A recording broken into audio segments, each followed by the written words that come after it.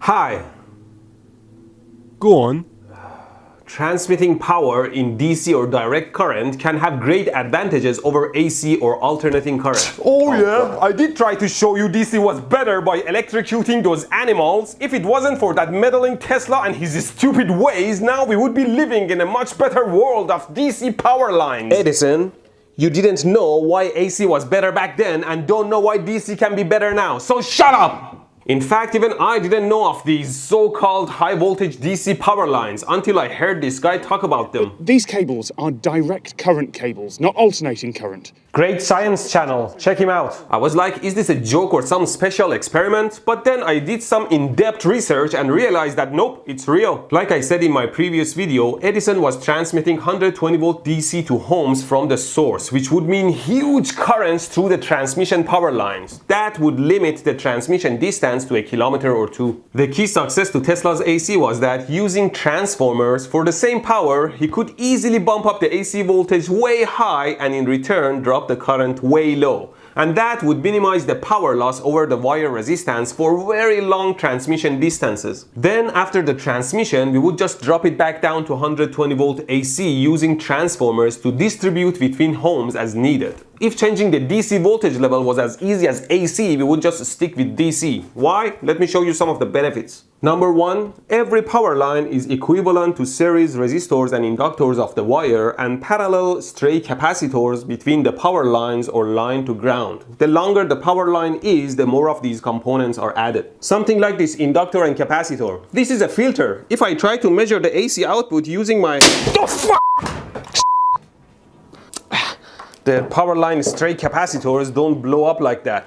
Let me just run it on low voltage AC. I have a 1 volt 10 kilohertz running through my inductor, and if I connect the capacitor to the output, you see that at this frequency the output is attenuated and phase shifted by 180 degrees. The impedance of the inductor grows by the increase of frequency, while for the capacitor it drops. So the inductor tries to block the AC while the capacitor tries to short it to ground. Same thing on the power lines. The AC gradually gets attenuated to a point that over a great distance almost no energy gets to the other side. But for DC, there is none of that impedance nonsense. At 0 Hz DC, the inductor impedance is 0 and the capacitor impedance is infinite. So all the current that goes in comes out of the other side untouched. Only the wire resistance wastes power, same as AC. That's why in AC power lines, they keep them well above ground and far apart to reduce those stray capacitances. But in some cases where we need to run the power under the salt water of the sea, say between United Kingdom and Europe, or underground in the cities, the line to earth capacitance becomes huge, sucking so much AC power because the wire is right beside earth or water. This will waste a lot of active and reactive power where DC doesn't have any problem whatsoever. Number two, DC only transmits active power and there is no reactive power unlike in AC. See, in an AC system, the total or apparent power is a complex number made of two components. The first one is real or active power in watts that actually does the work. The other part is reactive power, which doesn't do any work and is due to the inductances and capacitances in the circuit. Let me show you. Here I have my unloaded microwave transformer connected to 120 volt AC, and if I measure the current going in, it's around 5.5 amps, although I'm not powering anything from it. WTF? It's because I'm placing the transformer's primary inductor with around 22 ohm impedance on 120 volt AC, so it draws current. Here I'm also measuring the current using a shunt. The current in green looks a bit ugly due to the iron core. If you see here, the current and voltage are 90 degrees out of phase. Power is the product of voltage and current. When that product is positive, we have a positive power, which means that we are sucking power from the source. And when that product is negative, we have negative power, which means that we are pushing power back into the power lines. So in pure inductors and capacitors, where there is 90 degrees between voltage and current, the amount of positive and negative powers is equal, which means the net active power usage is 0 and we only have reactive power. Now, although the reactive power is not a waste, the current draw exists and wastes power over all the wire resistances. Imagine you have to send 2 amps to do something that only needs 1 amp. That's 4 times the power loss over wire resistance. My wires and transformer are getting warm as we speak with no output. Such nonsense doesn't exist in DC, where we only draw active power. Only the needed current is transmitted. Number 3 is the skin effect. As I've mentioned before, if you look at the cross-section of a wire for AC, the current is pushed to the surface of the conductor due to the electromagnetic fields. The higher the frequency, the thinner this skin becomes. This reduces the usable wire and increases its resistance and so more waste of power. But DC uses the entire cross-section, which means with the same wire we waste less and can transmit more power. Skin effect, line inductance and capacitance, and reactive power draw waste tons of power on AC transmission lines, where in high voltage DC we waste 30 to 40% less power. Number 4, DC lines are much easier to connect to each other unlike AC. Let's connect two AC lines together. Here I have my car inverter running on the 12 volt battery, and here I have the city power line. Both of them are exactly at 120 volt AC.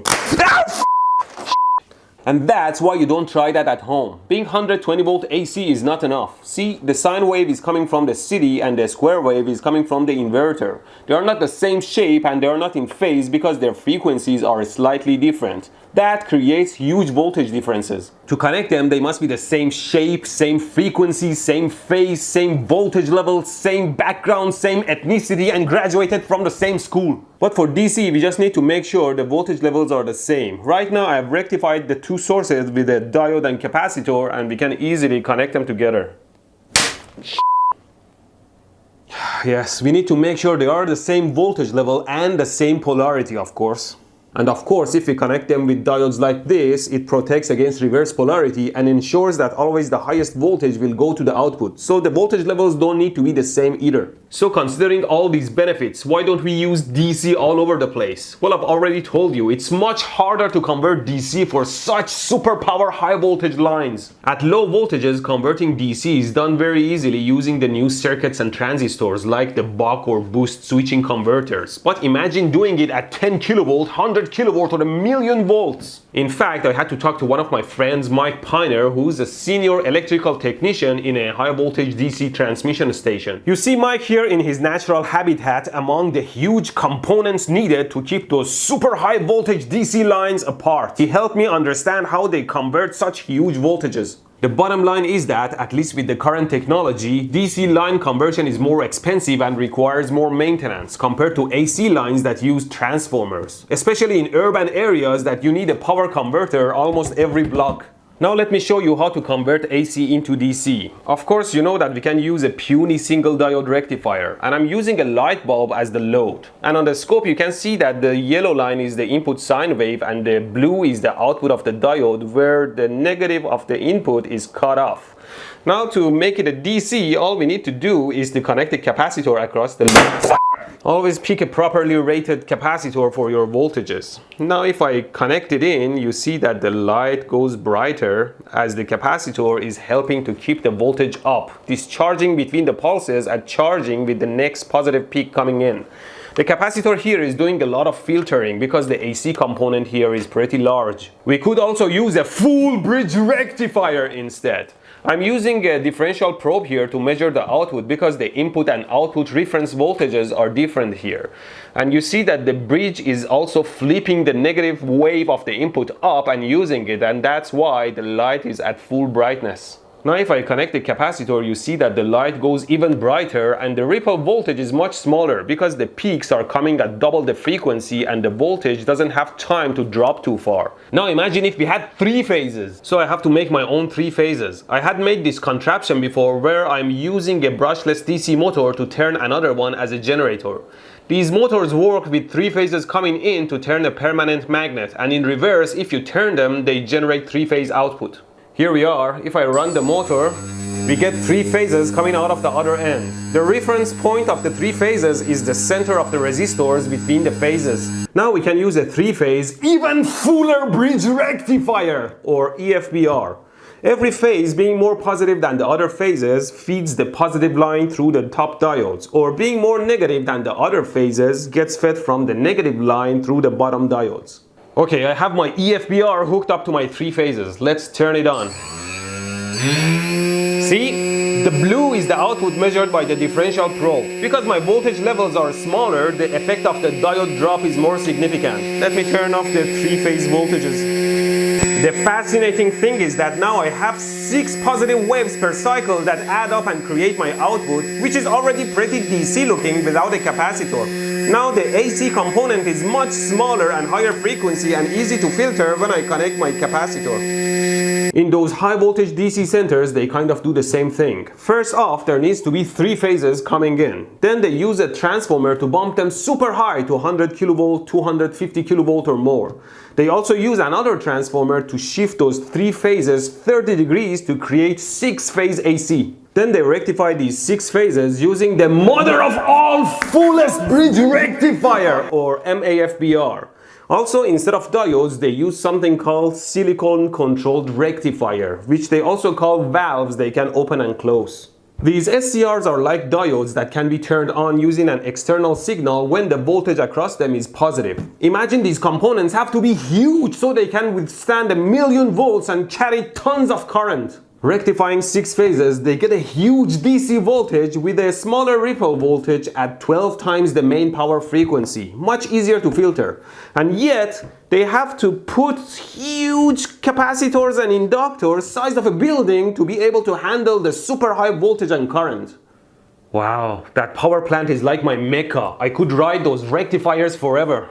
Too bad they won't let me in due to liability issues. A bunch of kittens. Anyway, of course there will be a bunch of power loss converting AC to high voltage DC, but then you can transfer it much more efficiently over continents until it reaches the next station where you have to convert it back down to AC to distribute. They use the same kind of valve circuit and setup to switch the DC back into AC and through a transformer and filter to create the 3-phase output. Of course, the created 3 phases have to be synchronized with the existing power system, otherwise explosion. That's why they use the existing 3 phases to time and switch those huge valves to make perfect signals. Let me show you how to create AC from DC. Here I have 2 switches that are controlled by the same signal and switch the DC input to the AC output. If the switches are up, they send the forward voltage out, and if they switch down, they send the reverse voltage out. So if it switches back and forth, it creates an AC at the output. Here I made the circuit with a dual pole dual throw switch, and if I switch it,